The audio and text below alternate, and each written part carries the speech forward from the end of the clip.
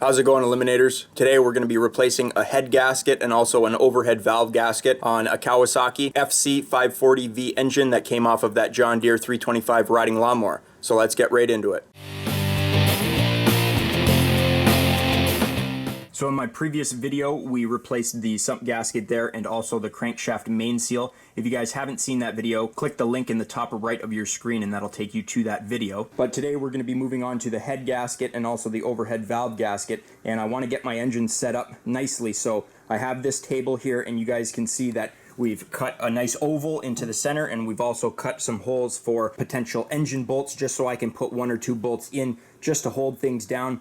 So what I'm going to be doing is mounting it so that the cylinder head is facing this way, and then we could start disassembling what we have to have access at the cylinder head. So I now have my engine in place on my table here and it works out perfectly. It's at a nice height. I can set a chair down. Now the first thing I'm going to have to do to remove this little black cover up at the top is remove this piece here. This spins with the flywheel, and unfortunately I've tried to remove these little Phillips screws here and they're so seized in place that the Phillips head bit was starting to walk itself out, and I'm afraid that I might strip them. So I now have the top cover fully unbolted.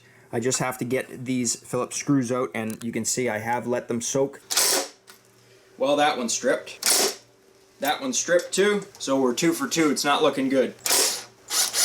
That one came out. These don't come off all that often, and this is what happens, guys. So things that haven't been out in a long time, they just seize in place. So using my pneumatic air hammer here, I'm going to use the good old-fashioned vibration technique. This is what we use to remove the PTO.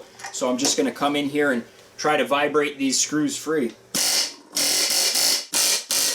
And it works like a charm, guys. Check this out. If I can get this one to move. That one's loose. This one is loose as well, I promise you. So I'm going to go ahead and get a pair of pliers or something and take them out. So with a little bit of vibration, now we can go ahead and pull that cover off. Now before I go and remove the cover, I'm just going to pull out this little rubber grommet here. That's what holds your high tension lead or spark plug cable in place. And this should just lift right off now. So the next thing that I want to get off is this front black cover. So the first thing I'm going to do is remove this bolt right here, and I'm going to come over to the left side and remove this one as well. And with those 2 bolts off, our front cover comes off. So I'm going to go ahead and start removing these 10mm bolts here, and we're going to pull off the overhead valve cover. Now depending on if you had your engine apart or not like I did, there's going to be quite a bit of oil in the top end, I guarantee it. But I just have a little rag laid down here to catch any of the drippings, and I'm just going to come over here and tap this with a rubber mallet just to get that loose, as you saw there, and then I'm going to go ahead and just peel that off. So with the overhead valve cover off and the spark plug removed, I can go ahead and spin the flywheel nice and freely now. And we're going to come up to my rockers. And as I spin my flywheel up here, you're going to see that the rockers are pushing down on the valves. And in order to figure out which valve does what, if your exhaust port is lower than your intake port, then chances are this is your intake and that's your exhaust. And in this case, our carburetor is here and our exhaust port is down here. So this is our exhaust and that's our intake. I should also mention that you're only going to want to rotate your engine clockwise, guys. So just like this, you don't want to spin it in the opposite way too much, because the cam isn't designed to roll that way. So we were on the exhaust stroke. As we rotate the flywheel around, we are getting to the intake stroke, and then now we should be at the compression stroke here. I should also make a note of an ACR, which is an automatic compression release. So right now I'm going to rotate the flywheel. Up next should be the intake. So you can see it there, the intake valve is now opening.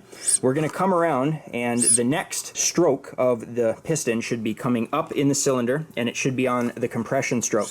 But you're going to notice that the exhaust valve may move ever so slightly. Right there, see that, guys? So that exhaust valve is moving ever so slightly, and that is on the compression stroke. And what that is called an automatic compression release. So there's a little counterweight on the cam inside of the engine, and every time the piston gets to the compression stroke, that exhaust valve is going to slightly open to release some of that compression. Now generally, that only happens up to approximately 750 RPM. Now that's a low RPM, that's well below idle, which means that it only opens that exhaust valve when you're rotating the engine in the starting position. So if you engage your starter, it does that. Basically, it just helps your engine start. As soon as your engine fires up and it surpasses the 750 RPM, that little counterweight on the camshaft doesn't engage the exhaust valve. So when your engine's starting, it's opening that exhaust valve slightly on the compression stroke, and when your engine's running, it isn't. So you just have to keep that in mind, because I've seen this trick some people, and we're not going to let it trick us. Now I'm going to be using a screwdriver, but I would recommend, if you're new to this, to use a piece of wooden dowel. But all I'm going to do is come to the spark plug hole right here, and I'm going to put the screwdriver into the cylinder so that I can feel it up against the piston. Now the reason I recommend using a piece of wooden dowel is just so that you don't score the top of the piston. I'm applying a very light pressure, and all I'm doing is using it to kind of gauge where the piston is. And you're going to see that right now it starts to go down. See that?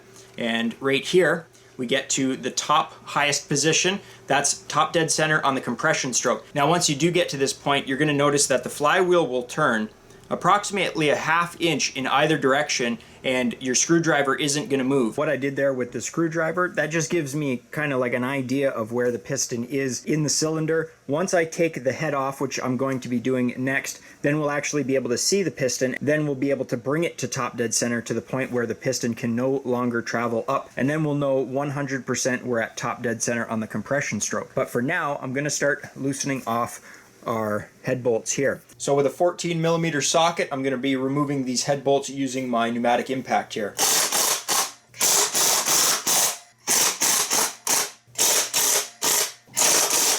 So we can see the cylinder head is loose and the carburetor is connected to the cylinder head. Now I'm not going to be removing the carburetor. You guys could if you want. And the reasoning behind me not removing stuff is, one, it's just extra work that I don't necessarily have to do, but two, I'm only replacing the head gasket. So basically I'm going to remove my bolts, slide this out as far as I can, and drop it down slightly, being careful not to bend my throttle linkage here. So you guys can see up here there's going to be your governor rod going back to your throttle. So you don't want to bend or break any of that. So because the cylinder head is loose now, I'm going to come in here and I'm going to remove my push rods because they are loose. So we're just going to slide out the top one, and I'm going to remember which one goes in the top and which one goes in the bottom, and also which side goes where. So this end you see here, that goes in towards the engine.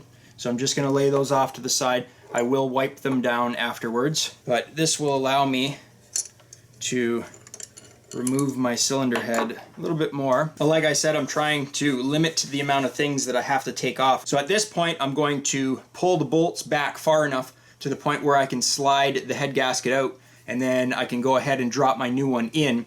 Before we do that though, we are going to look at positioning the flywheel to get it to top dead center. Because I didn't remove the carburetor, the head is kind of just resting on that bottom shroud under there, so there is that metal shroud. But now we have access at our head gasket, so I'm just going to peel this off. So there's our head gasket. It does have a couple little aluminum nicks to it, so I'm going to throw that into my little scrap pile there. And with a little better lighting here, we can finally see our piston and the cylinder. So like I said, guys, we know that it's on the compression stroke, and all I'm doing is I'm rotating the flywheel until we get to the point where it's at top dead center. And if I go any farther in a clockwise direction, it's going to start rotating the other way back. See that? So again, we're just going to get it to the point where it rocks on that lobe, which is right there. And at that point, we know we're at top dead center on the compression stroke. So what I'm going to do now is I'm just going to put a little mark on my coil here. So a little bit of permanent marker on one of the coil posts to the flywheel, and I can tell that I'm perfectly lined up now. So just in case I do hit it, and now we just have a little easier way of telling where exactly the piston is going to be. Now before I go ahead and install my new gasket, I'm just checking out the mating surface in between the engine block here and also the cylinder head. So we can see that there is a little bit of dirt and debris inside of the circle where the cylinder meets. I am going to clean it up, but you see that ring going around the outside here? Basically, you want to make sure that that area is clean. And we can see there is a little bit of dirt and debris that is near that ring. So I'm just going to go ahead and clean up the cylinder head here, and then I'm going to get the engine block cleaned up here. And I'm just going to go ahead and use my little pneumatic grinder here. And it has the abrasive fabric disc on it, so this will take off any excess dirt or debris gasket material, but this will not remove aluminum. So I'm just going to go ahead and clean up that surface, and we'll be ready to install the new head gasket.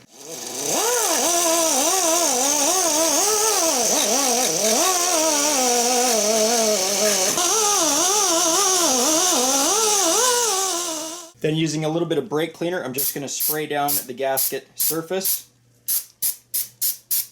And I'm going to wipe that down with a rag. So I have here my brand new head gasket, and I also have my overhead valve gasket there. So I'm going to take this out and we'll line it up. Now this head gasket can only go one way, as you have two little slots here and you have one down there. So it looks a little something like this, guys. And then basically I'm just going to slide the head on and snug my bolts up. So I now have all 5 of my bolts just started on the threads, and that just lets me know that I'm not missing a hole and that the gasket hasn't shifted. So now what I'm going to do is, because the head is still loose and I can move it around, I'm going to wipe down my push rods and I'm going to install them obviously in the order that they came out of. I'm going to make sure that the push rods are pushed in on the little rocker cap. So again, because the head is loose, I'm able to grab my rocker and lift it and just position my push rod. Then I can go ahead and loosen off the rockers, torque down the head, and then go ahead and lash the valves to the proper spec. So I'm just applying the slightest amount of pressure against the head, and I'm just going to go in and slowly tighten up my head bolt here. The rocker arms here are getting a little tighter. They're still loose, obviously, because we're at top dead center on the compression stroke, so there is no pressure on our valve springs, or at least there shouldn't be, as long as it's properly lashed to spec. John Deere recommends that the overall torque for the cylinder head is 38 foot-pounds, and they do recommend that you first do a staggered torque at 24 foot-pounds and then move up to 38. So I have here my torque wrench, so I'm going to go in, I'm going to start with my top one here, and I'm just going to turn this until I feel the torque wrench give out right here. That's it. So I'm going to do a staggered torque. There's 5 bolts. So I'm going to start at the top here in the center. I'm going to go down here. I'm going to come up over here. I'm going to go up here, and then I'm going to finish off on the side. I'm once again feeling for it to let go. Right there. So now I'm going to move up to 38 foot-pounds. So I'm just past the number 35, and I'm at the number 3. You guys can see it there. So 35 plus 3 is 38 foot-pounds. Once again, staggered torque. Sometimes these torque wrenches have a tendency to click at a higher torque, whereas when you're at a lower torque, they kind of just give out. Perfect. So our cylinder head is now torqued to the proper spec. And as always, we're going to back off our lock, back off our torque wrench, so that the spring inside of the torque wrench here isn't under tension when we put it away. Now that we have our cylinder head gasket installed and we have the cylinder head itself torqued to 38 foot-pounds, now it comes time to adjust our valve lash. And in the manual for this Kawasaki FC540V engine, they say that they run the exhaust valve and the intake valve at 6/1000ths of an inch. John Deere, however, recommends that you run it at about 4/1000ths of an inch on the intake valve and 5/1000ths of an inch on the exhaust valve. Now, the reason why the John Deere techs don't lash these valves at 6/1000 on both of them is because you're going to get a little bit of rattle as the valves loosen off. You know, you have to maintain your engine and you have to shim your valves occasionally. So by running a slightly tighter clearance, you won't have to shim your valves as often. So what I have here is a set of feeler gauges. I have 4/1000ths of an inch right here, you can see it there, and I have 5/1000ths of an inch, see it there, and I'm separating those two with the 6/1000 feeler in the middle, just so I know which one is which, because sometimes it's hard to see the numbers on these things. So it's pretty simple. You slip your feeler gauge inside and you just want to feel for the grab, and this one, guys, it's like almost right on the money. If I try to go with the 5/1000, you can see it there, I'm almost trying to force it, and if we go with the 6/1000, it doesn't fit at all. Now before I go ahead and do the valves, you can see there's a little bit of gunk that's dropped down onto the rocker. I want to keep this area as clean as possible, so I'm just going to go ahead and wipe some of that gunk off and just clean this up a little bit. Now, because the intake valve was a little tighter than the exhaust valve, I'm just starting with the exhaust valve.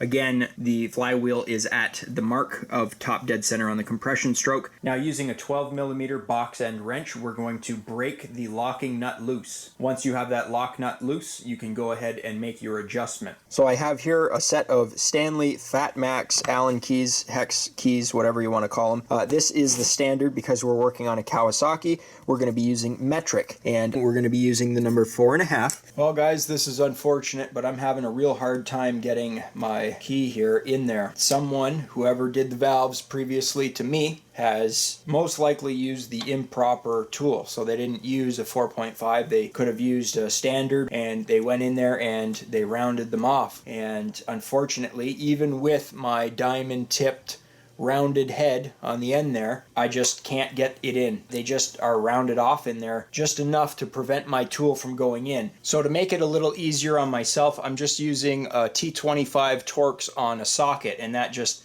makes it a little bit easier. The nut itself is what locks on your rocker, and the inside hex bolt here is what adjusts your rocker. The proper hex tool to use is a 4.5 metric, but I'm going to be using just a T25 on a socket here, and it's a little shorter so it doesn't fall. It goes in there and it's snug enough to the point where I can just rotate this by hand. Then you're going to go in here and you're going to rotate to the right clockwise to tighten it up, and counterclockwise to the left to loosen it off. So we have our 5 thou feeler right here. This is the top one, and I'm just going to be putting that in there, and I'm just going to tighten it up. And once I feel it tighten up a bit, we're going to keep the Allen key here in the same location. So we're going to hold that, and we're going to come up here with our 12mm wrench, and we're just going to tighten up that lock nut here. So once you feel just the slightest amount of resistance against your feeler gauge right there, you're going to go ahead and tighten down that nut, and I'm pretty happy with that. Again, we're setting the exhaust down here to 5/1000ths of an inch, and I'm going to set the intake up here to 4/1000ths of an inch. So it's the same setup for up here, just until I feel the slightest amount of resistance here. Right there's perfect. So I'm going to hold that as best as possible and tighten up that lock nut. Then we're going to go ahead and check it again. Just the slightest amount of tension on that, guys, and that's good to go. Now here's one of the most important parts of doing valves. I'm going to rotate the flywheel all the way around, and we're going to watch for the intake and the exhaust valve to move. So we're on the exhaust stroke now. We're coming up, we're on the intake stroke now.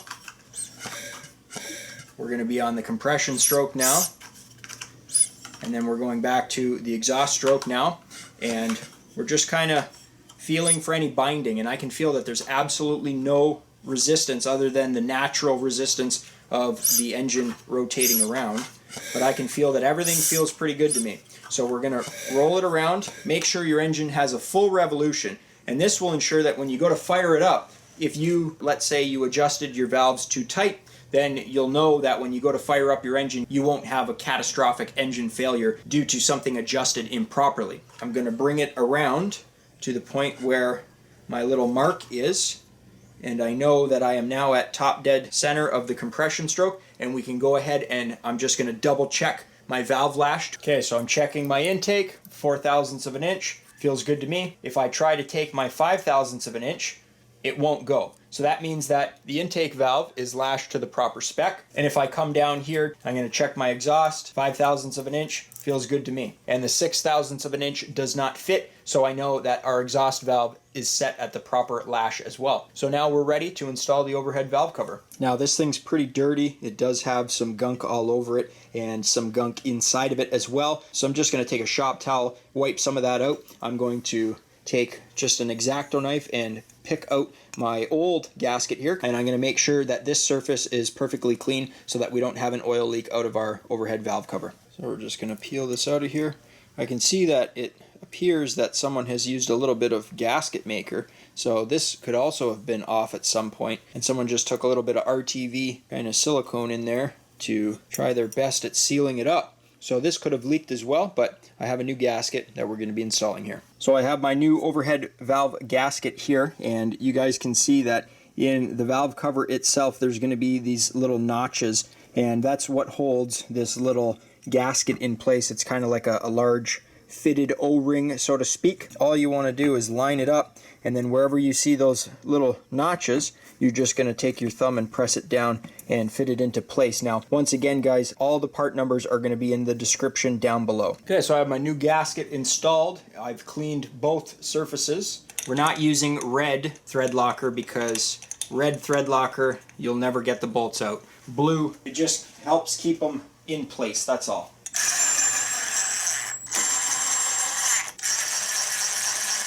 We're going to just do a little staggered Now I'm going to be using my torque wrench here, and it helps to have two different torque wrenches. So in this case I have a 1/4 inch torque wrench, then I also have a 3/8 torque wrench, and that measures in foot-pounds, whereas this one only measures in inch-pounds. So I'm going to torque these down, and I'm torquing these down to approximately 75 inch-pounds. So that's it. They're good to go. And for the purpose of not having this video run too much longer, I'm not going to film myself putting the cover back on or the little flywheel grill piece. The only thing left to do is put oil in it. Now this engine takes 1.6 liters of 10W30 if you're not changing the oil filter, and if you are going ahead and changing the oil filter with a stock OEM length oil filter, it takes 1.9 liters of 10W30 or 10W40, whichever oil you'd like to run. With that being said, I'm going to put the top cover back on. I'm going to put that little grill piece back on with a couple replacement screws. I'm going to pre-soak an oil filter and thread that on, and then I'm going to go ahead and put approximately 1.9 liters of oil in this, and then I'm going to roll it into the center of my shop here on a dry piece of my rubber mat, and I'm just going to let it sit overnight because I still have to do the drive belt on this. So what I'm going to do is I'll let that engine sit overnight while I'm working on the drive belt here tomorrow, and that'll be a good oil test, as I call it, to ensure that nothing is leaking. So I want to make sure that the sump gasket doesn't leak oil out anywhere. I want to make sure that the main crankshaft seal doesn't leak oil. And before I jump to my outro, I just wanted to note that I did take some black graphite lubricant and I sprayed it into the starter gear as well as just on the flywheel gear teeth here, and that'll just ensure that things move freely, the starter engages, and that it doesn't bind up on the rust. I figured I might as well do that with the cover off. And then just to finish things off, I used some M4 metric bolts with a couple lock washers on there, and this thing's good to go. So I just have to get that little plastic cover bolted up to here, and I'm going to put some oil in this thing and then let it sit overnight. We were able to get the new head gasket installed. We got the valves lashed again. You can run them at 6 thou if you want, but I recommend running them at 4/1000ths of an inch on the intake and 5/1000ths of an inch on the exhaust. And I never mentioned this, but the reason why you always want to run your exhaust valve at a slightly larger clearance is because of expansion. So as the engine runs, it heats up, and with heat things expand. So you can imagine that the exhaust valve is going to heat up more than the intake valve, and that's why we run a little more clearance on the exhaust valve, guys. But again, if you guys enjoyed the video, think about leaving me a thumbs up. You can click here to subscribe and click over here to watch one of my previous videos. I upload every single week, so be sure to stop on by next week, check the channel out for new content, and as always, guys, thanks for watching.